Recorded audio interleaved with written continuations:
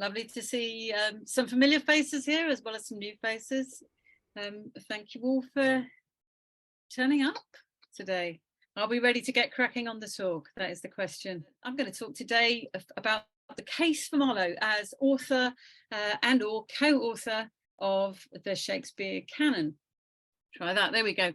So this obviously falls into two parts. The talk will fall into two obvious parts. First, for the case of Marlowe as primary author of the canon, and secondly, I'll look at co-authorship. Firstly, primary authorship. Let's start with, I'm going to come through 10 points that I think make Marlowe's case a decent case. Starting with one, Marlowe's death being questionable. I've got a few slides on this one point. Now, some of you I know are up to speed on this. I can see some Marlovians in the audience. Some of you might not be, but it really needs to be covered.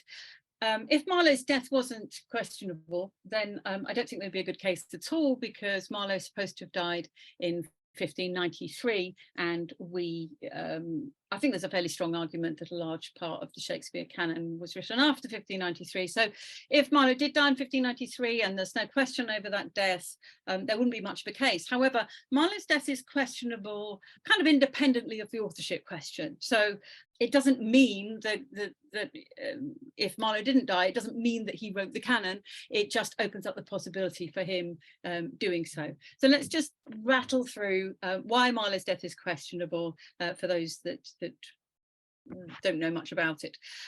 The inquest into Marlowe's death is widely considered to be a cover-up, even by Orthodox scholars. It's based on the testimony of 3 professional liars. The Orthodox scholars are split between the two, which we say, respectable theories, which is that he was killed in self-defense, that's the inquest version, and that he was assassinated, that the inquest documents are cover-up and he was actually assassinated.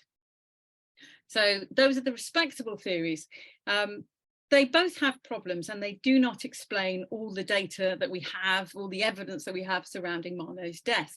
The assassination theory does fit more of the facts that we have, but there is no convincing argument for who would have him killed. People have tried. Charles Nichols tried twice. Other people have tried, but there isn't a good, compelling argument for who would have him killed, how it would benefit them to do it, especially in this way. That is the other major problem with the assassination theory. It's a ridiculous complex way of assassinating somebody, to have them attend an all-day meeting, 6 hours spent in their company, have a meal, hang around all day, and then have some kind of fight in which they get killed, supposedly in self-defense. If you want to assassinate somebody in the Elizabethan period, it's pretty straightforward. There's no street lighting. Follow someone home from the tavern, stab them in a dark alley, boot them into the Thames. It probably wouldn't be a, it just wouldn't be a complex thing to arrange. So the complexity of what actually happens there, what that will do, the problem with the assassination theory being so complex is that Orthodox scholars will go, well, then the inquest document, maybe that really is what happened. But there is a third way. There is this, the possibility that, yes, it was a complex arrangement, but it was in order to document his death very thoroughly, so that he could escape a real death. The third way, the third possibility that he essentially did not die, and that the whole thing was a cover-up, but it was a cover-up for his escape. It does make sense of who was involved in that meeting, and it does make sense of the timing of what happened on the 30th of May. In relation to other events, as we'll see, and it does fit all of the available evidence, even the odd things that the other two theories don't cover. Why it's not been widely adopted is fairly obvious, I think, because it sounds like a conspiracy theory. It clearly would involve some planning, some plotting, and it's secret. The thing about the term conspiracy theory is it's a modern term, it is fairly recent usage, and it's just used to get everyone to dismiss something without really investigating it any further. So it's often applied generally to the authorship question. But the fact is that the term conspiracy is a real word. It's been around for a very long time, and it describes real things that humans do. There were an awful lot of conspiracies, actual conspiracies, in the Elizabethan period, which is one of the reasons why the Elizabethan Secret Service was invented, because there were various plots. It is the era of plots. You'll probably have heard of the Babington plot, perhaps the Bye plot, various other plots, the Stanley plot, and Marlowe was involved as an intelligence agent, partly because of the number of plots involved, and that someone needed to be doing something to stop the plots against the Queen's life that were occurring at that time. So conspiracies do actually happen, are real, and were happening at that time. And Marlowe was involved in the Secret Service. He was an agent. So it isn't actually implausible that there would be some kind of plot going on in the circumstances. And let's explain the circumstances a little bit further. So some of you may not know for sure that Marlowe was an agent. You might not know the evidence around that. So let's start with that. The Privy Council letter of 1587, he was a student at Cambridge, and Cambridge were threatening not to award his MA on the basis that there were rumours that he was determined to have gone to Rheims, the Jesuit seminary in France, which is where a lot of sort of Jesuit priests were being ordained and being sent over secretly to this country. And there were plots. There was obviously Catholic plots against the Queen's life, and the Jesuits were seen as particularly dangerous. So this rumour about Marlowe essentially going to the enemy was making Cambridge wary of awarding his MA, and the Privy Council, who were essentially the most powerful men in the country, the government, wrote a letter to Cambridge in support of Marlowe, saying that Cambridge should award his degree because Marlowe had done Her Majesty good service, and it was not Her Majesty's pleasure that anyone employed as he had been in matters touching the benefit of his country should be defamed by those that are ignorant of the affairs he went about. Fairly clear evidence that definitely at that time he was working for the Queen and for the benefit of his country. Recruiting intelligence agents from Oxford and Cambridge in particular has been fashionable ever since that time. Indeed, literate young men who may have languages as he did. Writers in particular have often been recruited, of course, because spies need to be good communicators and good at communicating in subtle ways. See, obviously, if you're a secret agent, most of it is secret. It should be secret. There's going to be very little evidence around the actual work that he did, but we do have another little bit of evidence suggesting he was still working as an agent in 1592 when he was arrested in Flushing with no official consequences. He was accused by double agent Richard Baines of counterfeiting, which is petty treason, so fairly serious. It wouldn't necessarily lead to death, but it might lead to having your nose or your ears clipped, snipped off, and certainly some prison. He was sent to Lord Burleigh, who was running the government spy network at that time, since Sir Francis Walsingham had died in 1590. He wasn't imprisoned, and one of his most reliable biographers, David Riggs, says that given all the circumstances around at the time, it's likely that he was in Flushing to undermine the Stanley plot. That Stanley is a cousin, that's William Stanley, cousin to Ferdinando Stanley, who at that time was called Lord Strange, and later became the 5th Earl of Derby, and Marlowe was writing plays for Strange's men.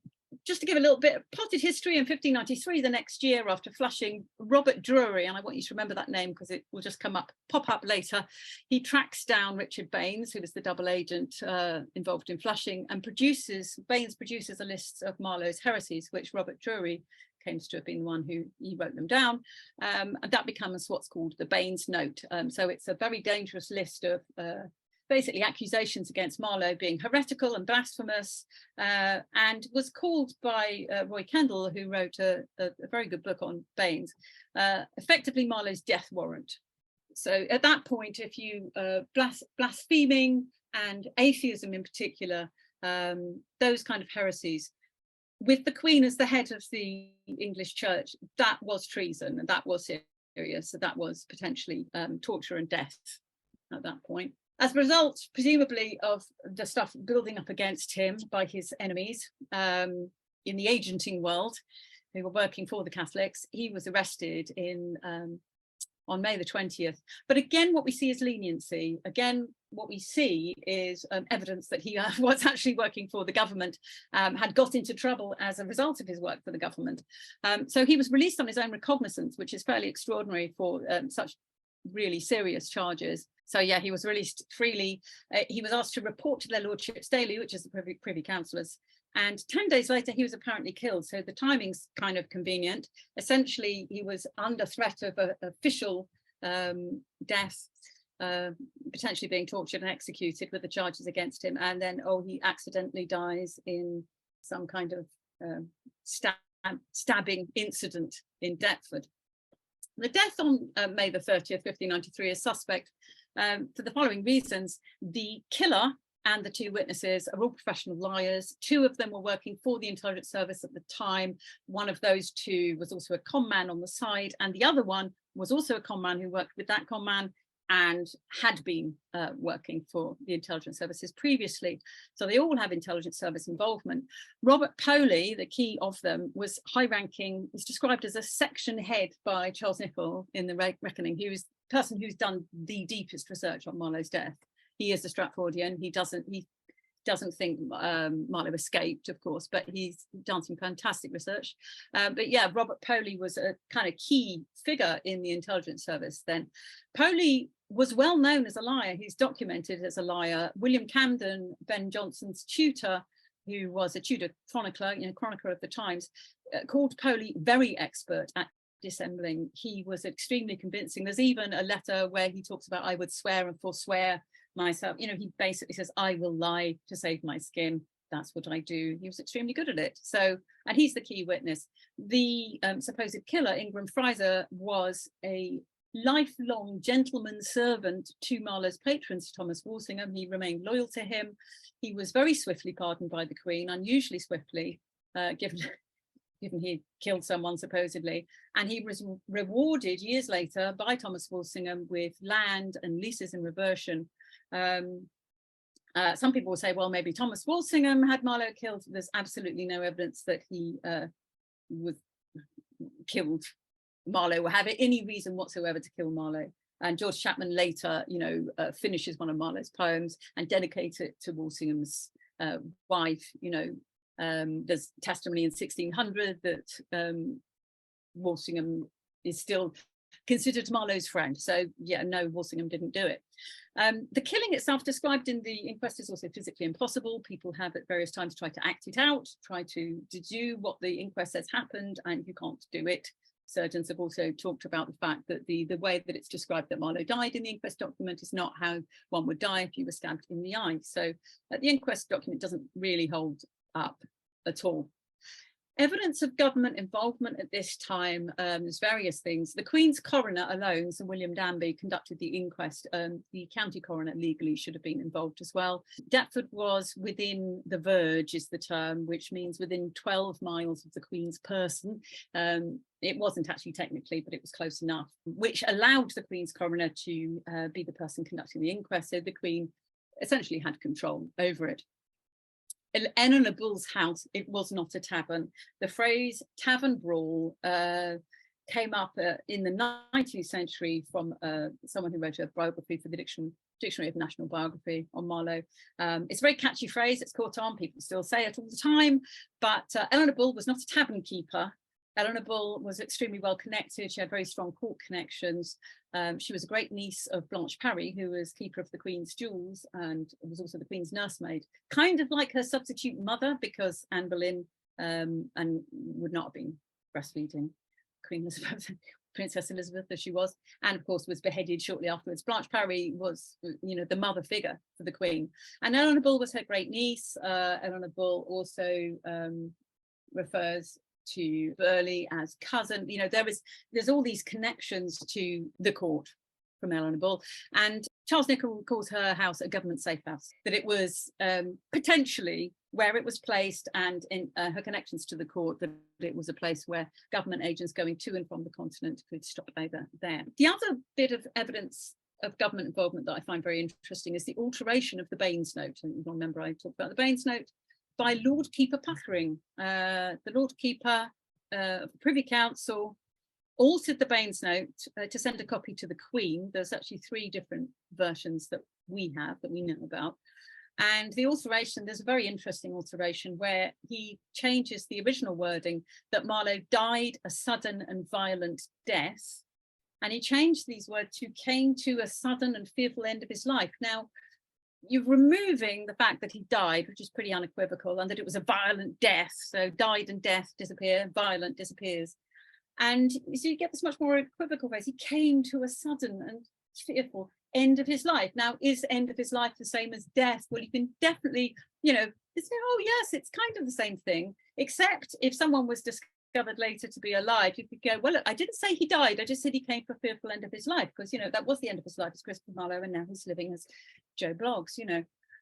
So it just, why change the wording at all?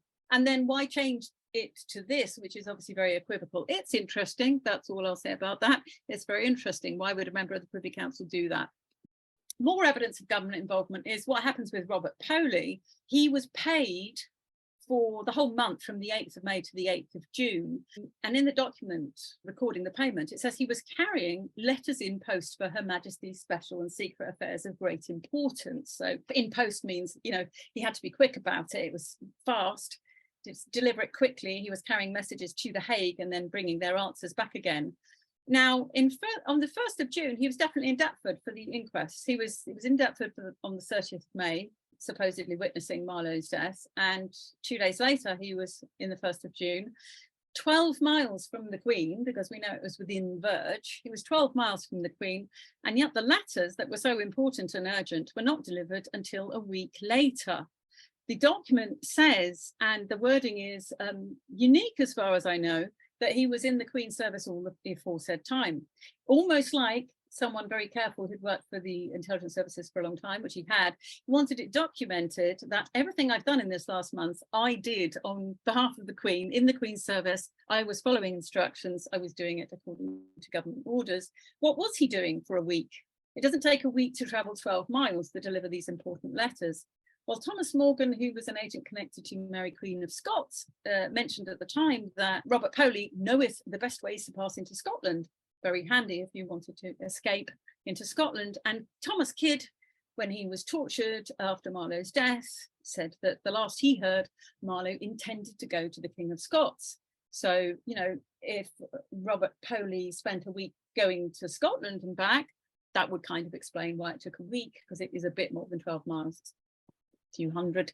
That's also interesting. And the point is that the other 2 theories, the assassination theory and the inquest document is true theory, they neither of them explain why Poley is just gone for a week and why he would have it written in. It's written in that he was in the Queen's service all the aforesaid time. So government's up to something. Marlowe's questionable death, just to sum it up, he had means, motive and opportunity, the holy trinity of detectives everywhere.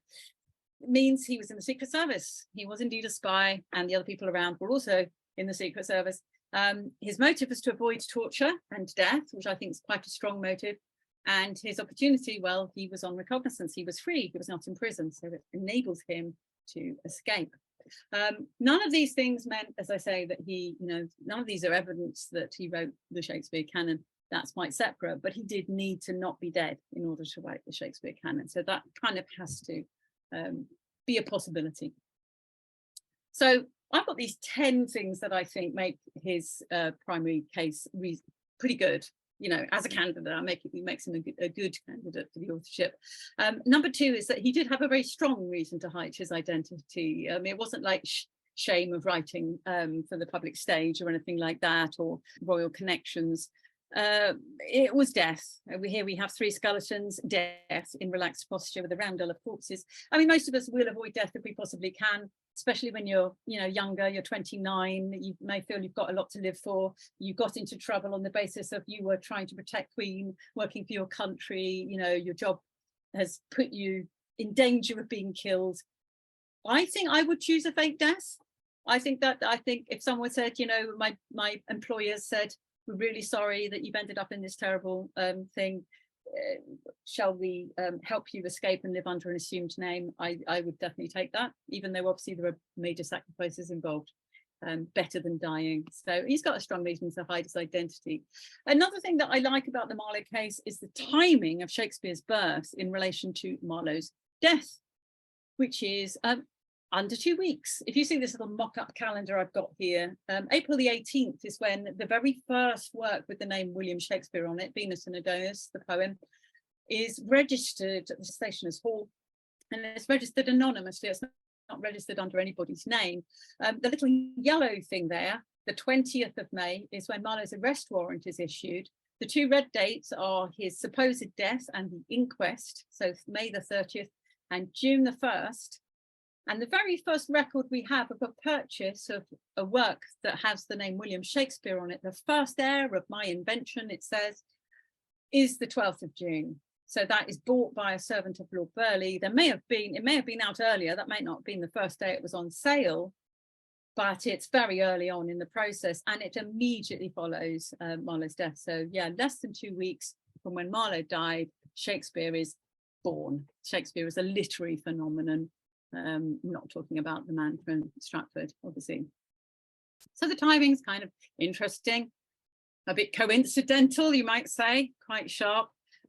Marlowe's Shakespearean style, or might we say later Shakespeare's Marlowean style, certainly how it began. Hero and Leander, Marlowe's poem, and Venus and Adonis, Shakespeare's first poem, have a lot in common. It has been noted by Shakespeare's scholars, Stratfordians. There's a shared motif. There's a lot of pairing up, and so you see Shakespeare scholars say things like, well, they must have been looking over each other's shoulders and things. Blank verse drama, which Shakespeare takes to its heights, Marlowe essentially he wasn't the first person to write blank verse drama, but he was definitely the first person to make it work, to make it sing, to bring in enough variation that it became this dominant dramatic form. Previous to that, it was all very much rhyming couplets. So he was extremely good at blank verse drama, and it began more ploddingly. So his first, Tamburlaine is a bit more sort of thumpy, but as we get onto things like Edward II and Dr. Faustus, he's loosening up and getting much more like the early Shakespeare plays.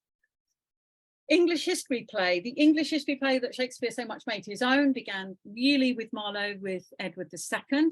The psychological soliloquy, which again we think of as Shakespearean, Hamlet, racked with indecision, Lady Macbeth, racked with guilt.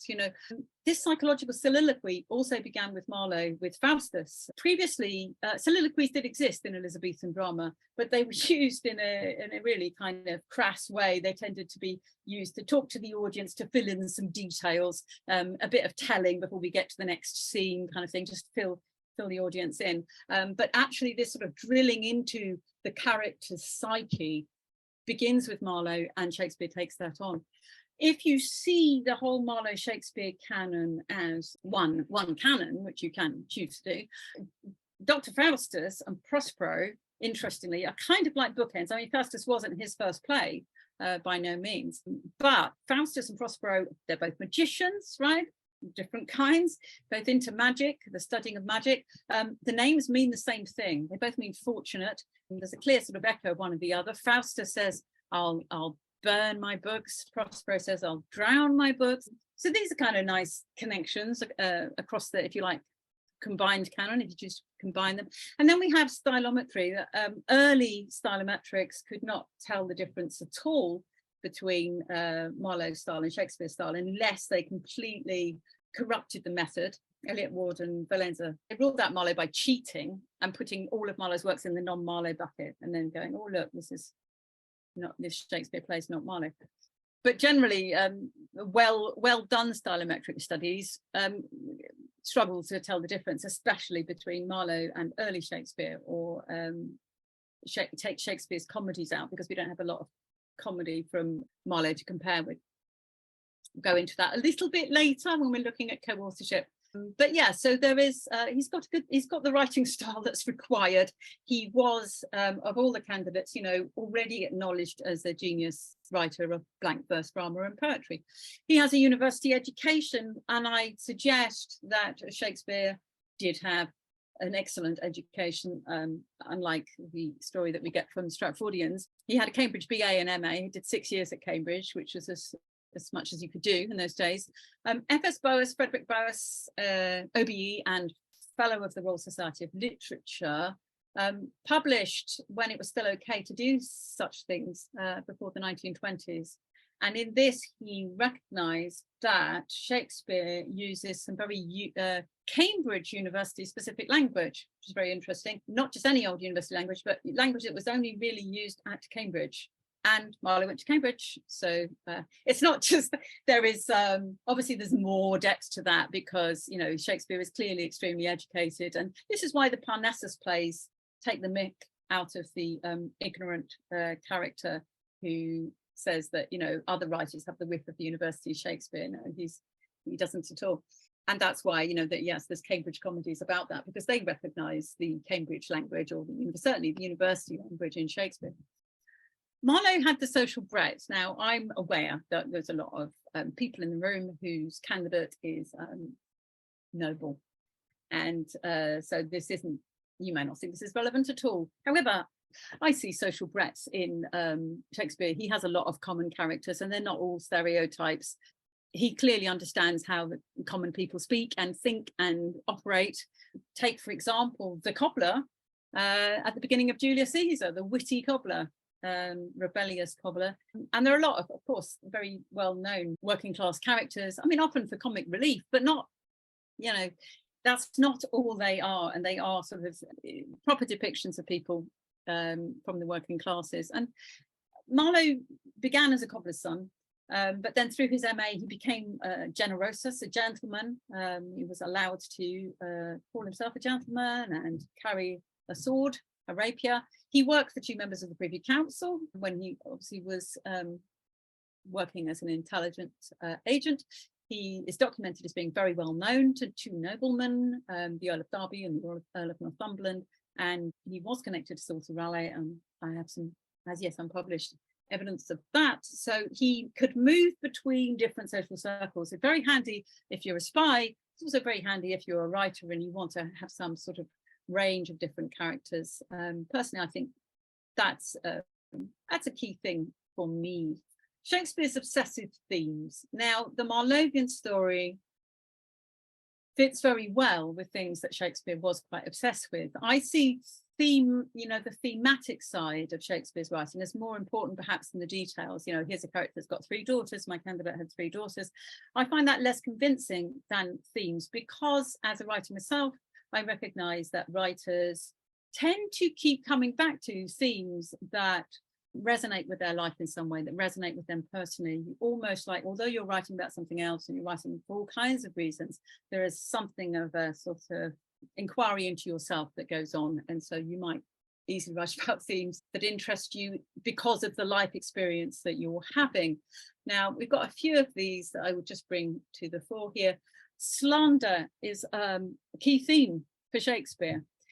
Not just in Much Ado About Nothing, where it's very important to Othello, obviously, being falsely accused as Desdemona is, and then killed on the basis of a false accusation. And Measure for Measure has been recently understood to be hugely about slander and slanderers. There's a couple of really interesting essays about that you can find if you have a little look. Then there's sonnets, let's not forget. Thence comes it that my name receives a brand, sonnet 111. Now this ill-resting world is grown so bad, mad slanderers by mad ears believed be, sonnet 150.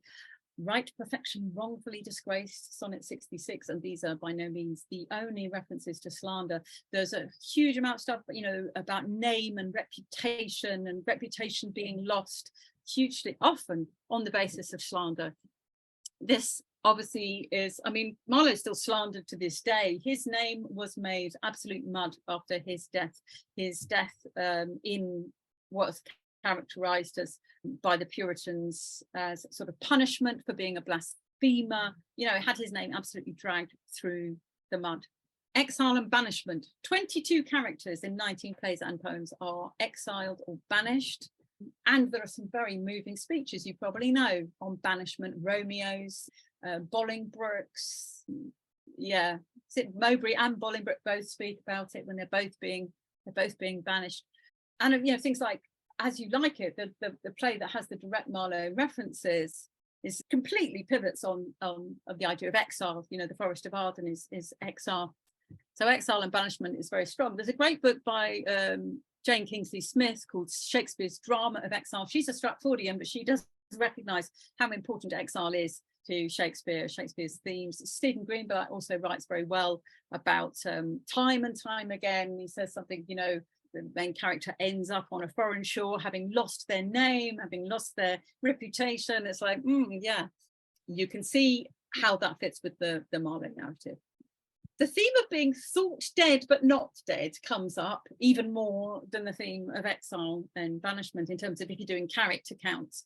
33 characters in 18 plays, so half the canon has characters, quite often main characters, who are thought to be dead and then aren't. That little picture there is the famous resurrection scene from A Winter's Tale, which is very famously very hard to stage, where Hermione is actually a statue and then suddenly she's real. But yes, there's a lot of characters that are thought to be dead and aren't, in various different ways. Some do actually fake their own deaths. So here we have a little list of deliberately faked deaths. We've got 7, 3 of which are deaths that are faked to avoid an actual death. And then there are quite a lot of assumed dead but alive characters, including, of course, all the people shipwrecked in the Tempest. The point about this is not that you go, oh, that's no comparison perhaps to what Marlowe might have gone through if Marlowean theory is true, but it is in the sense of, if you imagine a writer in exile who's thought to be dead, who would very much like to be resurrected. And of course, in all the romances, in all the comedies, these characters are brought back to life, they are resurrected. He's quite keen on resurrection.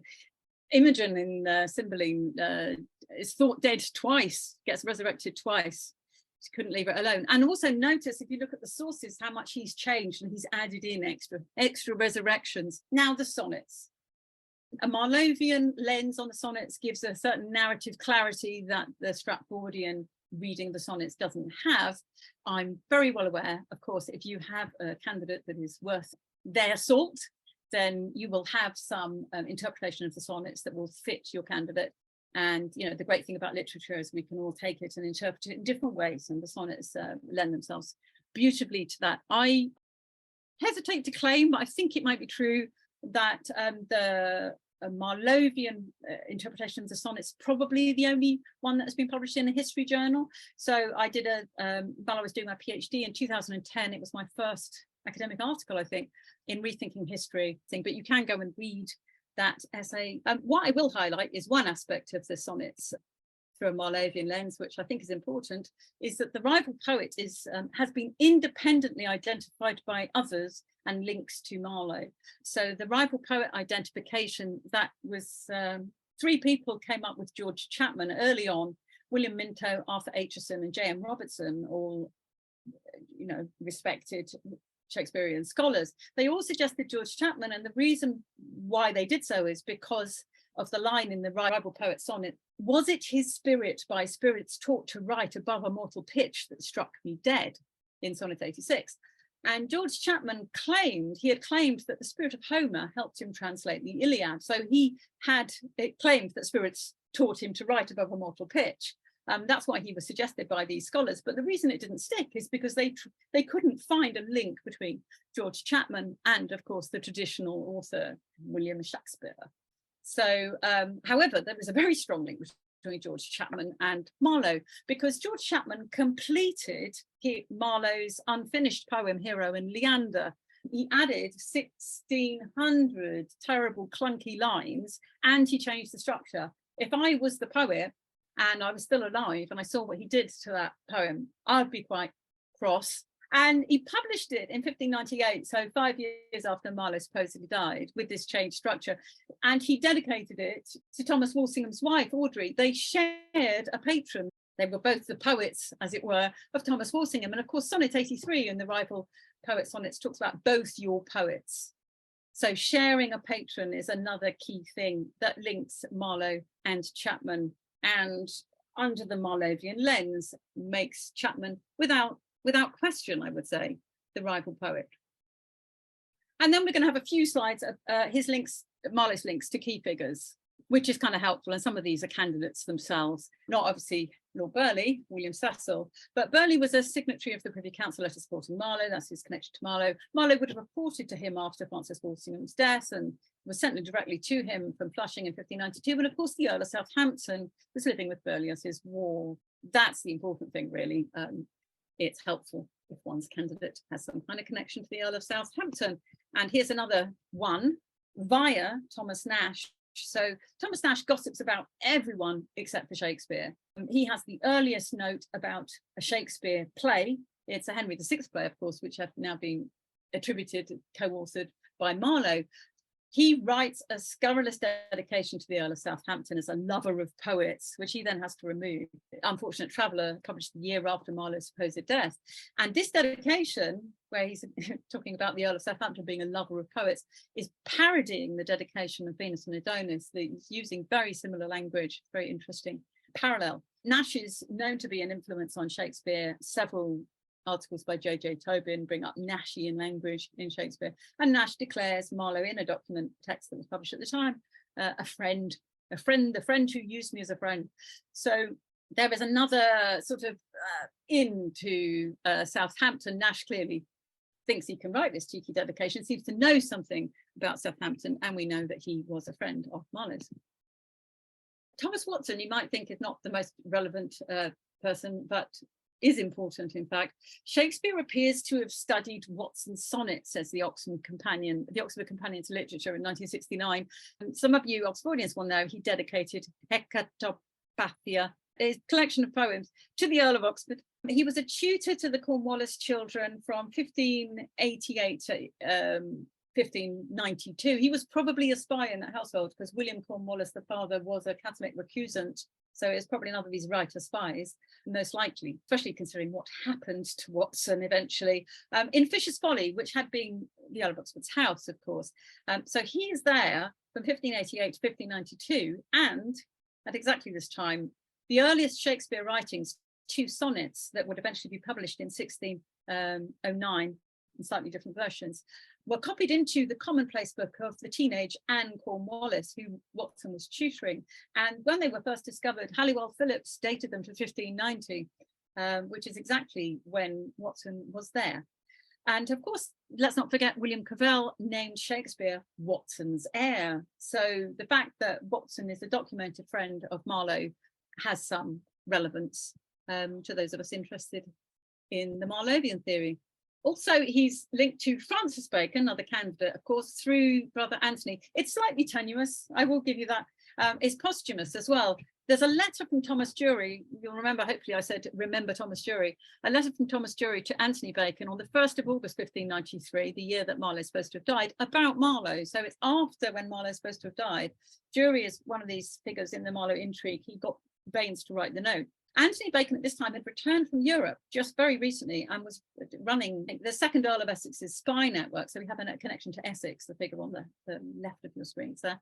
He was running his spy network, and Thomas Dury says, "I have brought with me a merchant who will give you such light as he and I can bring you to the man that doeth know who did write the book." And that's the atheist book Marlowe was accused of writing. It's like, Marlowe's dead. Why are we talking about who did write the book and where they are? Because that's Marlowe. We know who you've accused of writing the atheist book. It's Marlowe. But he seems to be offering Anthony Bacon some information about Marlowe, which is kind of interesting when Marlowe's supposed to be dead. And let's not forget Mary Sidney, another candidate, Countess of Pembroke. There's a dedication from CM, which is widely accepted to be Christopher Marlowe, to the Countess. It was fronting the posthumous publication of Thomas Watson's last work. And he's also linked, Marlowe's also linked to other members of the Pembroke Circle, for example, Gervase Markham, and I've published a piece on that, and I've got some other work in the pot happening soon. So yeah, he's got links to the Pembroke Circle. Let's not forget Ferdinando Stanley, and this is, you'll see why in a minute. The 5th Earl of Derby, I mentioned him earlier. Marlowe wrote for his theatre company, Strange's Men. He claimed to be very well known to him when he was arrested in Flushing. Derby was poisoned in 1594 in a Catholic plot that was related to the Stanley plot that Christopher Marlowe apparently tried to foil in Flushing. And Derby's daughter, Anne, married and became Lady Chandos in 1608. And on the left, what you'll see is the Chandos portrait of Shakespeare, the first purchase of the National Portrait Gallery that Tana Cooper said could be reliably dated to 1610. It's just one of those, isn't this interesting things? I like it. So that's my summary of Marlowe as primary author. My top 10 points. There are other points I could make. I'm just sort of scooting through, hopefully give you a sense of why I think he is a viable candidate.